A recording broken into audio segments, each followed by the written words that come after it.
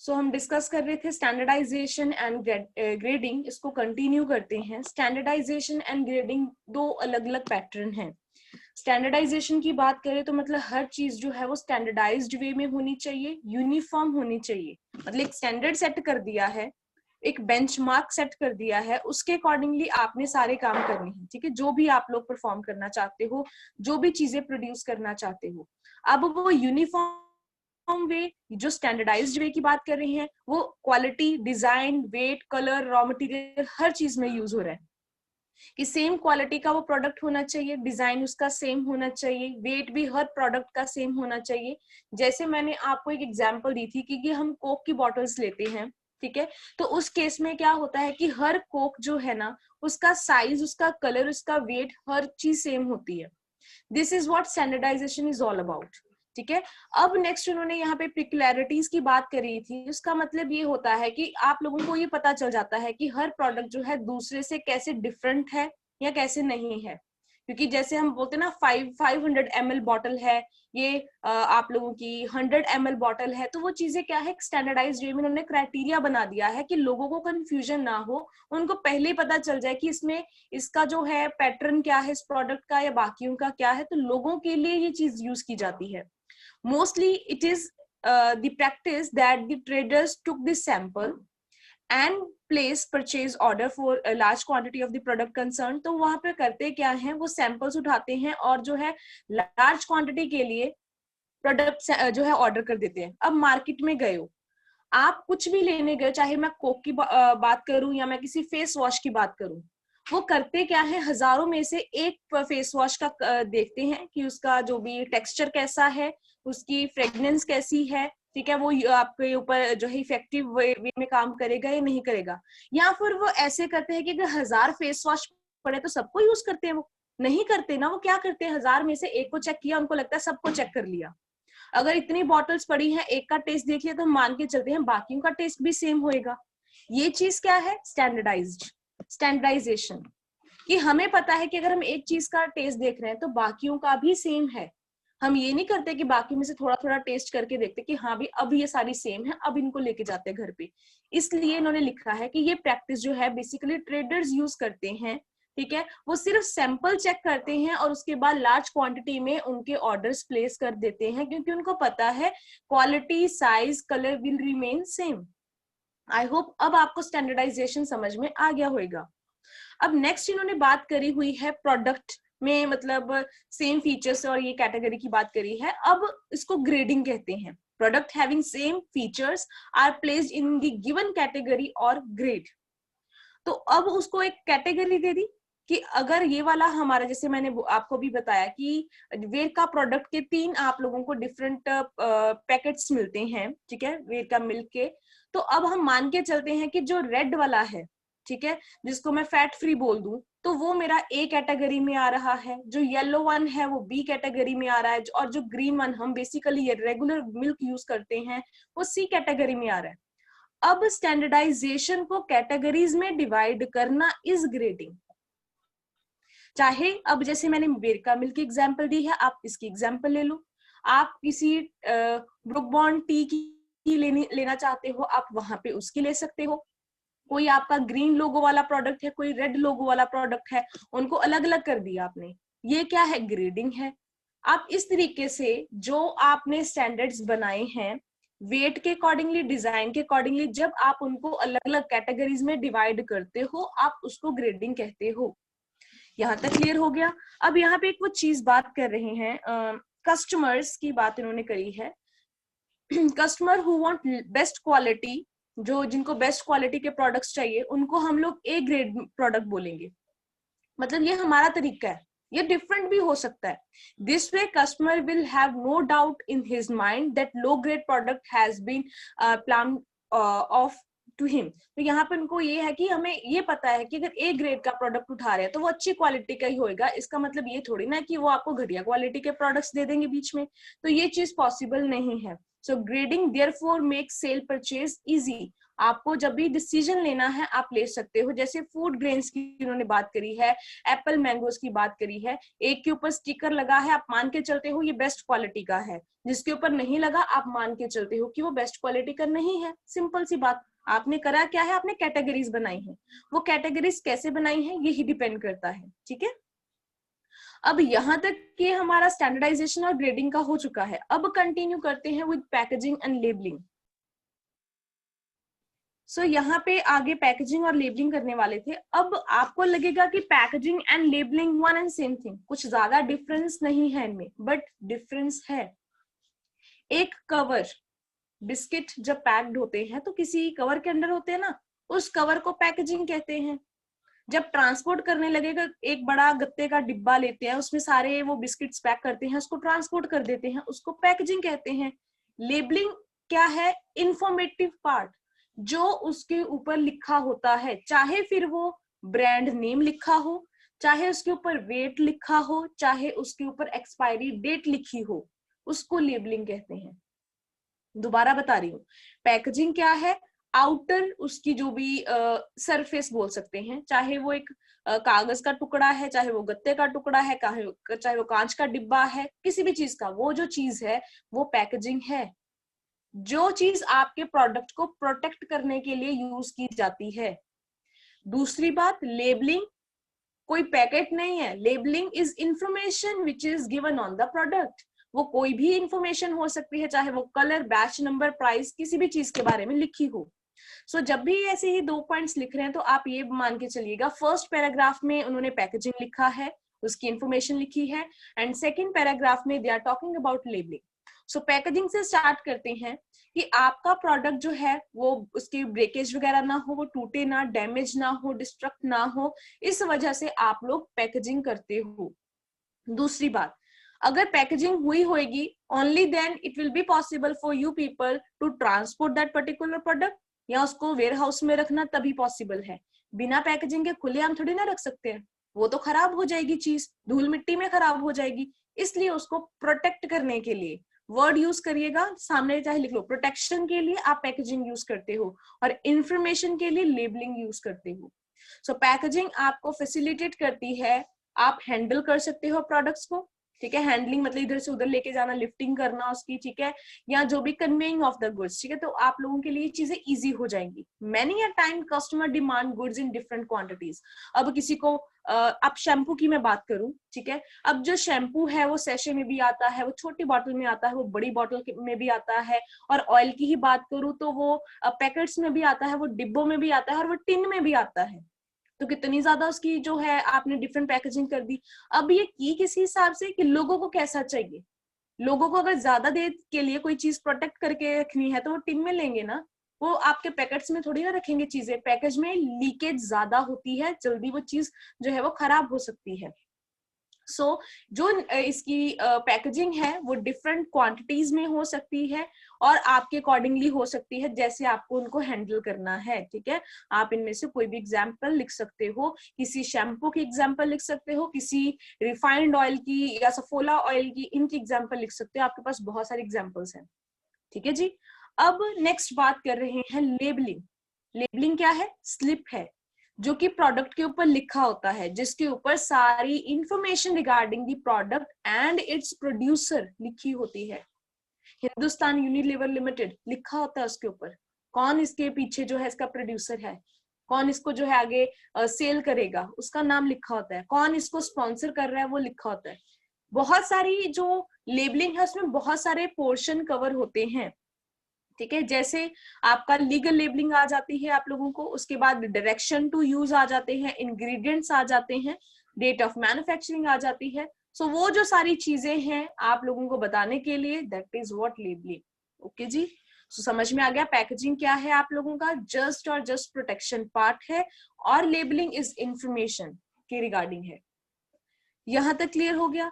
अब हम बात जो कर रहे थे, प्रॉपरली हम वापस उसी फॉर्म में आते हैं कि हम बात कर रहे थे कि फंक्शंस जो हैं हमारे मार्केटिंग के कौन कौन से हैं, कि प्रोडक्ट को एनालाइज कर लिया है, इंफॉर्मेशन इकट्ठी कर ली है, प्रोडक्ट को डिजाइन कर लिया, बना लिया, बनाने के बाद हमने उसका साइज सेट कर दिया, उसका कलर सेट कर दिया, जिसके अकॉर्डिंगली बाकी प्रोडक्ट्स बनेंगे, हमने ग्रेडिंग कर दी उसकी। अब इसके बाद नेक्स्ट हमारे पास क्या आता है कि हमने उसकी क्या करनी है, अच्छा साइज भी सेट कर लिया, तो साइज के अकॉर्डिंगली अब क्या होगी, पैकेजिंग होगी। पैकेजिंग के बाद उन्होंने यहाँ पे बात करी है नेक्स्ट पोर्शन की, ब्रांडिंग की।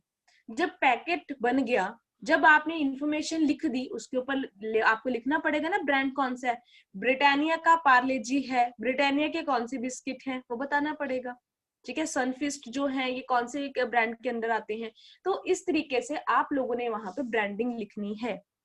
तो जो भी एक नाम होता है, तो ब्रांडिंग अगेन आप लिख सकते हो इज ऑफ टू टाइप, एक होता है इंडिविजुअल ब्रांड, आपको इस पॉइंट में ये चीज मेंशन नहीं करी, आगे जब ब्रांडिंग का अलग से टॉपिक आएगा ना तो वहां पे आपको लिख के बताएंगे कि ब्रांडिंग किस तरीके से दो टाइप की होती है। ब्रांडिंग एक होती है आप लोगों की फैमिली ब्रांडिंग, फैमिली ब्रांड जिसको कहते हो, एक होता है इंडिविजुअल ब्रांड। फैमिली ब्रांड जो होता है जैसे Tata, Tata is a family brand, जितने प्रोडक्ट उसके अंडर आते हैं सबको सेम नाम दिया गया है, ठीक है जी। सेम नाम कैसे दिया गया है, टाटा टी, टाटा का जो है उनकी कार वगैरह ऑटोमोबाइल्स हैं, ठीक है, तो ये क्या है, सेम, उनके जितने प्रोडक्ट चल रहे हैं वो सेम ब्रांड के चल रहे हैं। इंडिविजुअल ब्रांड कैसे होता है कि जो सिर्फ एक पर्टिकुलर प्रोडक्ट को दिया गया है, वो नाम दोबारा किसी और के लिए हमने यूज नहीं किया, ठीक है, उसको हम कहते हैं इंडिविजुअल ब्रांड। अब every product seller want his product should have special identity, उसका प्रोडक्ट डिफरेंट होना चाहिए कॉम्पिटिटर से, आप इस तरीके से नाम रखते हो, नाम ऐसा होना चाहिए जो बाकियों से डिफरेंट हो, सेम नहीं होने चाहिए नाम, ये चीजों का आप लोगों ने बेसिकली ध्यान रखना है। एग्जाम्पल इन्होंने ये 777 ये कोई किसकी दी हुई है, सिमिलर कमोडिटी वगैरह की, ये एक बार चेक कर लेना, अगर इसकी जगह पे आप कोई और अच्छा ब्रांड टाटा का लिख दो तो ज्यादा अच्छा होएगा, ठीक है। सो इन्होंने सिर्फ ये बात करी है कि ये जो आप इसको जब रजिस्टर कराते हो, बच्चे कुछ बात कर रहे थे ट्रेडमार्क के बारे में, तो यहाँ पे अंडरलाइन कर लीजिए, ब्रांडिंग क्या होता है, जब किसी को नाम दिया जाता है, जो भी उसका प्रोसेस होता है। ब्रांड क्या है, itself, Tata, Gucci, Nike, this is brand. अब जब उस ब्रांड को रजिस्टर कराया जाता है ताकि कोई और कंपनी मेरी कंपनी का ब्रांड यूज ना करे, सेम नाम यूज ना करे, उसको कहते हैं ट्रेडमार्क। याद रखिएगा, जब किसी ब्रांड को रजिस्टर कराया जाता है ताकि उसको एक एग्जिस्टेंस मिल जाए कि सेम कोई और कंपनी नाम ना यूज करे, तो उसको ट्रेडमार्क कहते हैं। और जिस एक्ट के अंदर उसको रजिस्टर कराते हैं उसको ट्रेडमार्क एक्ट 1999 कहते हैं, ठीक है। सो ये आप लोगों का यहाँ तक कंप्लीट हुआ है ब्रांडिंग करना है। Next is customer support service. अब जब चीज बेची जाएगी या बेचनी है आप लोगों ने, तो आप लोगों को ये भी पता होना चाहिए ना कि हमें चीज बेचने के बाद कौन कौन से और काम करने पड़ेंगे। जैसे उन्होंने फर्स्ट लिखा है, कस्टमर जो है वो किंग पिन है मार्केट का, ठीक है, मेन एलिमेंट है, कस्टमर जो मांगेगा, जैसी चीजें मांगेगा वैसी ही चीजें उनको प्रोवाइड की जाएंगी। अब कौन सी सर्विसेज की वो बात कर रहे हैं कस्टमर को, after sale services, technical services, अगर उनको वो चलाना नहीं आ रहा, इंस्टॉल करना नहीं आ रहा, खराब हो गया है तो मेंटेनेंस करनी पड़ेगी, अगर उनकी कंप्लेंट है रिगार्डिंग योर प्रोडक्ट, चाहे वो चल नहीं रहा प्रोडक्ट या कुछ भी प्रॉब्लम है वो बात। हो सकता है कि कस्टमर जो है वो एट अ टाइम आपको सारी पेमेंट ना कर पाए, उसको उधार भी चाहिए, जिसको हम कहते हैं ना कि उधार पे लेना या बाद में पेमेंट करना इंस्टॉलमेंट्स में। हम जब एसी लेके आते हैं घर पे, या हम लोग कोई और चीज की बात कर लो कि फर्नीचर लेके आए, इमीडिएटली सारी पेमेंट नहीं कर रहे हैं, एक्टिवा लेके आए हैं, तो हम उनको इंस्टॉलमेंट में देंगे पैसा। That is what credit facility is all about. तो क्रेडिट फैसिलिटी भी आप लोगों को वो दी जाती है। प्रोडक्ट रिलेटेड इन्फॉर्मेशन, कैसे यूज करना है, क्या यूज नहीं करना, जो भी जैसे भी है, ये भी चीजें आपको दी जाती है। तो ये क्या है, कस्टमर सपोर्ट सर्विसेज। सिर्फ बाद में आपके घर पे आके या उसकी रिपेयर करना ही सब कुछ नहीं होता। Maintain, technical, complaint handling services, credit facility, ये सब कुछ कस्टमर सपोर्ट सर्विस में आता है। और ये भी किसका पार्ट है, मार्केटिंग का। क्योंकि हमने मार्केटिंग की जब एक डेफिनेशन पढ़ी थी तो एक चीज क्लियर करी थी कि मार्केटिंग जो है चीज को बनाने से पहले स्टार्ट हो जाती है और चीज बेचने के बाद भी कंटिन्यू रहती है। अब ये वो बाद वाली बात कर रहे हैं, ठीक है। सो सिर्फ इसलिए ताकि कस्टमर सेटिस्फेक्शन होनी चाहिए, बिकॉज वो हमारे लिए टॉप मोस्ट प्रायोरिटी है। अब बात करी है उन्होंने कि हमने ये भी डिसाइड कर लिया कि बाद में उनको कौन सी सर्विसेज देंगे। आप चाहो तो ये 7th point at the end भी लिख सकते हो, वो ज्यादा अच्छा लगेगा, ठीक है। इन बिटवीन 7th में मत लिखना, इसको एंड में लिखना। चलो, अगर आपने प्रोडक्ट का ब्रांड डिसाइड कर लिया, लेबलिंग कर चुके हो, सब कुछ कर चुके हो, तो आपको क्या लिखना पड़ेगा उसके ऊपर? प्राइस। प्राइस दो तरीके से तुम लोग सेट करते हो, ठीक है। पहले पढ़ते हैं इन्होंने क्या लिखा है। इंपॉर्टेंट फंक्शन है प्राइस ऑफ द प्रोडक्ट, जो है वो कॉस्ट, प्रॉफिट या कॉम्पिटिटर के प्रोडक्ट या गवर्नमेंट की पॉलिसी, इन 4-5 चीजों के ऊपर डिपेंड करता है। हर एक चीज की एग्जांपल देती हूँ। आपको कितना प्रॉफिट चाहिए, मतलब आप कितना मार्जिन रखना चाहते हो, ये वो लिखा है रेट ऑफ प्रॉफिट, ये उसके अकॉर्डिंगली डिसाइड करोगे। अगर आपको प्रॉफिट ज्यादा कमाना है तो प्रॉफिट अपना प्राइस हाई कर दो, अगर प्रॉफिट कम कमाना है तो प्राइस लो कर दो, सिंपल सी बात। नेक्स्ट बात करी है प्राइस ऑफ कॉम्पिटिटिंग प्रोडक्ट, ठीक है। कॉम्पिटिटर का प्रोडक्ट है, उसका प्राइस क्या है। फॉर एग्जाम्पल, मैं हमेशा कोक और पेप्सी की एग्जाम्पल इसलिए देती हूँ क्योंकि वो चीज आप ज्यादा उसके साथ जो है वो अपना एग्जाम्पल को रिलेट कर पाओगी। अब कोक और पेप्सी के प्राइस में ना 1-2 रुपए का ही फर्क है, ज्यादा नहीं है। 1-2 रुपए से आप लोग क्या करते हो, आपको ज्यादा फर्क दिखता भी नहीं, आप बोलते पेप्सी नहीं है तो कोई बात नहीं, कोक दे दो, कोक नहीं है तो पेप्सी दे दो। तो ये चीज क्या है, आप कॉम्पिटिटर के प्रोडक्ट का प्राइस ध्यान में रखते हो, अकॉर्डिंगली अपना प्राइस सेट करते हो, ताकि लोग आपके प्रोडक्ट को प्रेफर करें rather than competitors product. Last में लिखा है policy of the government, bracket में डाल लीजिए पॉलिसी ऑफ द गवर्नमेंट। वो किस प्रोडक्ट के बारे में बात करें? They are talking about agricultural product, जितने भी आपके एग्रो प्रोडक्ट हैं, जितने भी तुम्हारी ये दालें हैं, कनक, आटा, गेहूं, ये सब कुछ चीजों के बारे में बात कर रहे हैं। अब इनका प्राइस हम नहीं डिसाइड कर रहे हैं, इनका प्राइस कौन डिसाइड कर रहा है? गवर्नमेंट। अब इसके ऊपर ही तो मुद्दा चल रहा है हमारा, ठीक है। तो यहाँ पे जो आपको मिलती है गेहूं वगैरह जो भी है, पल्सेस वगैरह किस रेट के ऊपर, वो जो प्राइस है पीछे से गवर्नमेंट फिक्स करके भेजती है। एमएसपी, मिनिमम सपोर्ट प्राइस, ये वो उसकी बात कर रहे हैं जो आज के दिनों में वो आपको बता ही नहीं रही है गवर्नमेंट की कितना एमएसपी होएगा। चलो, ये समझ में आ गया कि प्राइसिंग ऑफ द प्रोडक्ट ये 3-4 एलिमेंट्स के ऊपर डिपेंड करता है। Rate of profit, price of competing product, price policy of the government, और बहुत सारे फैक्टर्स और आते हैं। The price of the product should be fixed in a manner that it should not appear to be too high, या तो बहुत ज्यादा हाई नहीं होना चाहिए क्योंकि लोग अफोर्ड ही नहीं कर पाएंगे, and at the same time it should earn enough profit, पर इतना कम भी ना हो कि आपको प्रॉफिट अर्न ना हो। सो ऐसा प्राइस हो कि बहुत ज्यादा भी नहीं है, बहुत कम भी नहीं है, बट आपको प्रॉफिट हो रहे हैं।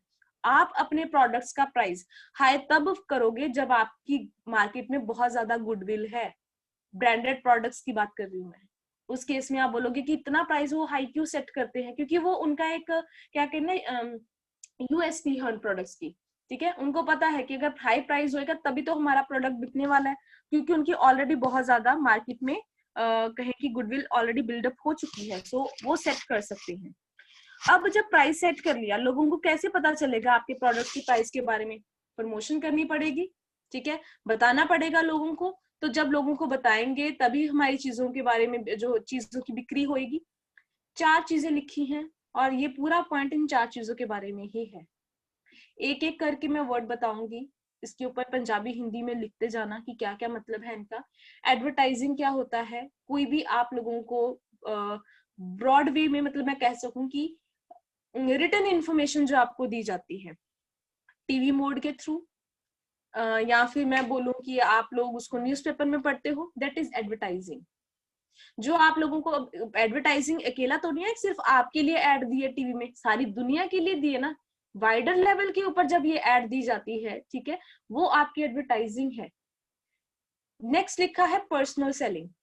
आपके घर पे कई बार चीजें बेचने के लिए आते हैं ना, सिर्फ वो आपको ही चीज बेचते हैं, ठीक है, चाहे वो प्रेशर कुकर बेचने आए, आप लोगों को सोप वगैरह बेचने आए, कुछ भी और बेचने आए, बट वो आपके घर पे आके सेल कर रहे हैं, आपको बता रहे कि ये नया प्रोडक्ट आया, सैंपल फ्री देते हैं आपको, वो चीजें कम कॉस्ट के ऊपर मिलती है। समटाइम्स जो वॉशिंग पाउडर होता है ना, वो भी आपके घर पे आके देते हैं आपको, और वो ब्रांड आपने सुना भी नहीं होता, देखा भी नहीं होता, बट आपको वो फ्री में या आपको कम प्राइस के ऊपर वो चीजें देते हैं। वो क्या है? पर्सनल सेलिंग, और वो भी प्रमोशन का ही पार्ट है, आपको उन प्रोडक्ट के बारे में पता चल सके इसलिए। एडवर्टाइजिंग समझ में आ गया, पर्सनल सेलिंग हो गया। सेल्स प्रमोशन, सेल्स प्रमोशन आप लोगों को पता नहीं था अभी प्रोडक्ट के बारे में, या आप उस प्रोडक्ट को खरीद नहीं रहे थे, मार्केट में गया आपको पता चला बाय 1 गेट 1 ऑफर अभी, तो ले लो। चलो ऐसा करते हैं, हम यही वाली इस बार कोक टेस्ट करके देख लेते हैं, हमें तो इसमें ऑफर मिल रहा है। कई बार हम ऐसी चीजें उठा लेते हैं मार्केट से, हमें नहीं पता, हमने कभी टेस्ट नहीं देखा, हम ले लेते हैं। और दूसरा मार्केट सेल्स प्रमोशन का पार्ट क्या है, जब आपको एडिशनल प्रोडक्ट फ्री में मिलता है। मैं मान लो कोई भी पाउडर जो है, पॉन्ड्स का पाउडर लेने गई, साथ में उन लोगों ने मुझे कोई भी और शैम्पू दे दिया, जो कोई भी ले लो, एबीसी शैम्पू दे दिया, जो अभी तक मार्केट में लॉन्च नहीं हुआ था। अगर वो फ्री में मिला तो मैं एक बार तो यूज करूंगी ना उसको। वो भी क्या है, प्रमोशन किया उन्होंने अपने प्रोडक्ट की, कि जो लोग वैसे तो खरीदेंगे नहीं मार्केट से, ऐसे करते हैं किसी प्रोडक्ट के साथ फ्री में इनको बांट देते हैं ताकि लोग यूज करें और अगली बार लेने आए। ये भी सेल्स प्रमोशन का काम है। कौन से, by one get one offer, additional आपको सेल्स दी जाती हैं, या आप लोगों को डिस्काउंट ऑफर दिए जाते हैं, ये सब कुछ सेल्स प्रमोशन का काम है। मैं आपको इसलिए ध्यान से समझा रही हूँ। आगे ये एक एक टॉपिक है, एक एक पेज का। एडवर्टाइजिंग क्या है, पर्सनल सेलिंग क्या है, सेल्स प्रमोशन क्या है, that time you people will be answerable. अभी तो मैं समझा रही हूँ, तब आप लोग मुझे समझाओगे कि मैंने क्या चीजें आपको समझाई थी। लास्ट में रहता है पब्लिसिटी। पब्लिसिटी करना क्या होता है, जब लोगों को अवेयर कराया जाता है। अब लोगों को अवेयर ना तो मैं कोई बैनर लगा के कर रही हूँ, ना मैं लोगों को घर पे जा रही हूँ, ना मैं सेल्स प्रमोशन कर रही हूँ। मैं कर क्या रही हूँ, सेमिनार्स, कॉन्फ्रेंस, ये सब कुछ चीजें कर रही हूँ ताकि पब्लिसिटी की जा सके, लोगों को बताया जा सके कि ये प्रोडक्ट भी मार्केट में लॉन्च हो चुका है। जैसे हर्बल लाइफ के प्रोडक्ट आपने देखे होंगे और फॉरएवर 52 के प्रोडक्ट्स देखे होंगे। ये आप लोगों को बेसिकली इसकी मेंबरशिप वगैरह लेनी पड़ती है, only then you will be able to. I think Oriflame is also one of them. तो बाकी मुझे इतना क्लियरली नहीं पता और प्रोडक्ट्स के बारे में। तो ये क्या है, पब्लिसिटी है। ठीक है, कुछ लोगों को गैदर करके उनके ऊपर इन्फॉर्मेशन, सेमिनार लगा के इन्फॉर्मेशन दी जाती है, देन वो प्रोडक्ट बांटे जाते हैं, ये पब्लिसिटी है। ठीक है, प्रोडक्ट का प्राइस डिसाइड किया, फिर लोगों को प्रमोट भी कर दिया, मतलब लोगों को बता भी दिया, चाहे एडवर्टाइजिंग के थ्रू बताओ, चाहे इनमें से कोई भी और मोड यूज करो। अब पर ये डिपेंड करता है ना आपकी कंपनी का बजट कैसा है, only then you will be able to choose one option out of 4, तो तभी आपके लिए पॉसिबल होएगा। आगे आता है फिजिकल डिस्ट्रीब्यूशन। भाई लोगों को प्रमोट कर दिया, लोगों को बता दिया, एड दे दी, न्यूज़पेपर में पैम्फलेट डाल डाल के घर पे भेज दिए, अब उनको ये चीजें बांटनी है। अब बांटने का तरीका क्या है, फिजिकल डिस्ट्रीब्यूशन का मतलब प्रोड्यूसर टू कंज्यूमर जाएगी गुड्स, प्रोड्यूसर होलसेलर और रिटेलर और कंज्यूमर के पास गुड्स जाएंगी। किस तरीके से, कौन सा फिजिकल डिस्ट्रीब्यूशन आप यूज करने वाले हो, ये डिपेंड टोटली एक प्रोड्यूसर के ऊपर करता है, वो कौन सा डिसीजन लेता है। अब फिजिकल डिस्ट्रीब्यूशन में सिर्फ ये चीजें नहीं आती, इसके अलावा और भी कई चीजें आती हैं। सो हम लोग बात कर रहे थे फिजिकल डिस्ट्रीब्यूशन की। अगेन उन्होंने लिखा है कि यहाँ पे कौन कौन से और मोड हो सकते हैं, कौन से और एलिमेंट्स आ सकते हैं इसमें। फर्स्ट उन्होंने बात करी है कि जब डिस्ट्रीब्यूट गुड्स करनी है तो हवा में तो करेंगे नहीं, ट्रांसपोर्टेशन चाहिए ना, चाहे वो फिर ट्रक चाहिए, चाहे रेलवे चाहिए, चाहे गाड़ी चाहिए, कुछ भी चाहिए, इन्वेंट्री भी चाहिए, वेयर हाउस भी चाहिए, ऑर्डर प्रोसेसिंग भी चाहिए। ये सब कुछ आपके फिजिकल डिस्ट्रीब्यूशन के 4 फैक्टर हैं। आपको ये ध्यान में रखना पड़ेगा कि जब आप चीजों को बांटने वाले हो, आपके वेयर हाउस में वो इन्वेंट्री पड़ी होनी चाहिए, ऑर्डर आएगा, then you will transport those goods. ये चारों आपस में लिंक्ड हैं। पहले warehouse, then inventory, then order आया, देन ट्रांसपोर्ट किया। ये 4 एलिमेंट है फिजिकल डिस्ट्रीब्यूशन के। यहाँ पे इन्होंने एक वर्ड लिखा है, टाइम एंड प्लेस यूटिलिटी। सही टाइम के ऊपर, सही प्लेस के ऊपर आपने वो गुड्स जो है वो प्रोवाइड करनी है। आपको गुड्स चाहिए थी अगले महीने की 12 तारीख को जलंधर में, ना तो मैं 12 तारीख को प्रोवाइड कर पाई, ना जलंधर में प्रोवाइड कर पाई, तो क्या तुम लोगों ने वो गुड्स खरीद ली? नहीं। तो कहते हैं फिर आप कस्टमर को कैसे सेटिस्फाई कर पाओगे? सही टाइम और सही प्लेस के ऊपर आपने वो गुड्स को अवेलेबल करवाना है। अब इसमें से एक पॉइंट पिक कर दिया उन्होंने, पर्टिकुलर एक ही, ट्रांसपोर्टेशन की बात कर रहे हैं वो। ठीक है, फिर वो अकेला बात करेंगे वेयर हाउसिंग और स्टोरेज की। पहले हम ट्रांसपोर्टेशन की बात करते हैं। भाई अब गुड्स को ट्रांसपोर्ट करना है। अब ट्रांसपोर्ट करने के लिए आपके पास बहुत सारी ऑप्शंस अवेलेबल हैं, कितना खर्चा कर सकते हो, कहाँ कहाँ पे आपने नेशनल, लोकल, स्टेट लेवल कहाँ तक गुड्स को बेचना है, ये सारे फैक्टर्स जो है वो कंसीडर किए जाते हैं। ठीक है, सो उन्होंने लिखा है production, sale, consumption, all the 3 activities need not to be at one place. तो कहते हैं कि ये सारी एक ही जगह पे नहीं हो सकती। आपने जलंधर में ही प्रोडक्शन करी, जलंधर में ही सेल करी, और कंजम्पशन वाला कंज्यूमर भी करने वाला भी जलंधर में बैठा है, पॉसिबल नहीं है। चीजें बॉम्बे में प्रोड्यूस हो रही हैं, तुम लोग यूज कर रहे हो, तो प्रोडक्शन और कंजम्पशन डिफरेंट प्लेस के ऊपर है ना। इसलिए इस गैप को कवर करने के लिए आपको ट्रांसपोर्टेशन की हेल्प लेनी पड़ती है, ठीक है। अब इन्होंने लिखा है कि जनरली सब कुछ पॉसिबल नहीं होता, ठीक है, एक ही जगह के ऊपर। So production is carried out at one place और सेल किसी और जगह पे होती है और कंजम्पशन अगेन किसी और जगह पे होगी। सो इस तरीके से इनके बीच में हमें ट्रांसपोर्टेशन के थ्रू जो है वो लिंक बनाना पड़ता है। Mostly we see on the road side private vehicle, जैसे Pepsi, Coca Cola, LML, Britannia, इनके खुद के जो हैं वो वैन्स होती हैं, खुद की गाड़ियां, ट्रक होते हैं इनके।